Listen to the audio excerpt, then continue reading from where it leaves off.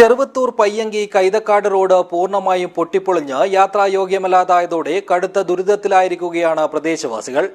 1.5 കിലോമീറ്ററിലധികം ദൂരത്തിലാണ് road പൂർണ്ണമായും തകർന്നത്.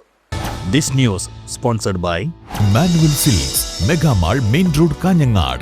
Also at Kannur, Irati and Pattambi.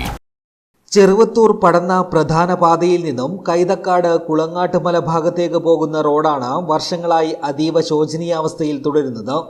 ജില്ലാ പഞ്ചായത്തിന്റെ അധീനതയിലുള്ള ഈ പാതയുടെ അറ്റകുറ്റപ്പണിക്കോ പുനർനിർമ്മാണത്തിനോ ഫണ്ടില്ലെന്ന കാരണത്താലാണ് അധികൃതർ നടപടിയെടുക്കാതെ കൈയൊഴിയുന്നത്. 1.5 കിലോമീറ്ററിലധികം ദൂരത്തിൽ റോഡ് പൂർണ്ണമായും തകർന്ന നിലയിലാണ്.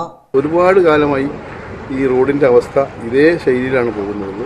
കാരണം ഒരു വാഹനത്തിനും മര്യാദയ്ക്ക് ഇതിലെ കൂടി യാത്ര ചെയ്യാൻ പറ്റാത്തൊരവസ്ഥയുണ്ട്. രാത്രിയിലെ കാലങ്ങളിൽ വെള്ളമൊക്കെ കുഴിയിൽ വെള്ളം നിന്ന് കഴിഞ്ഞാൽ അത് ആക്സിഡൻ്റ് ആകാൻ വരെ ഉള്ള സാധ്യതകൾ ഈ റോഡിന് കാണുന്നുണ്ട്. അത് മാത്രം ഈ ഗവൺമെൻറ് വന്നതിന് ശേഷം നമുക്ക് നമ്മുടെ MLA മുഖാന്തരം ഇതിനെ PWD ഏറ്റെടുക്കാൻ വേണ്ടിയിട്ടുള്ള ഒരു നിവേദനം കൊടുത്തിട്ടുണ്ട്. അദ്ദേഹം അത് പരിഗണിക്കാമെന്ന് പറഞ്ഞിട്ടുണ്ട്. അത് മാത്രമല്ല, നമ്മുടെ ഈ ജില്ലാ പഞ്ചായത്ത് പ്രസിഡന്റിനെയും അതേപോലെ ഇവിടുന്ന് പോയ മെമ്പറൊക്കെ വിളിച്ച് ഈ അവസ്ഥയൊക്കെ കാണിച്ചിട്ടുണ്ടായിരുന്നു.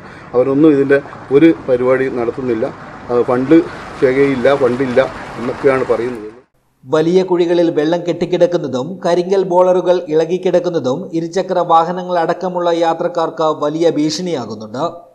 പോകാൻ പറ്റും, പെട്ടെന്നൊരു എമർജൻസി പോക്കുമ്പോൾ പോകാൻ പറ്റില്ല. കുണ്ടലും കളയും വീട്ടിലല്ല പോകേണ്ടത്. അത് ഏറ്റവും എളുപ്പത്തിൽ, അതായത് പെട്ടെന്ന് ഒന്ന് ശരിയായി കിട്ടിയാൽ വലിയ ഉപകാരപ്പെടും. അതന്നെ എനിക്ക് പറയാനുള്ളത്. എല്ലാ വർഷവും ഉള്ള സൂക്കേട് തന്നെ ഇത്.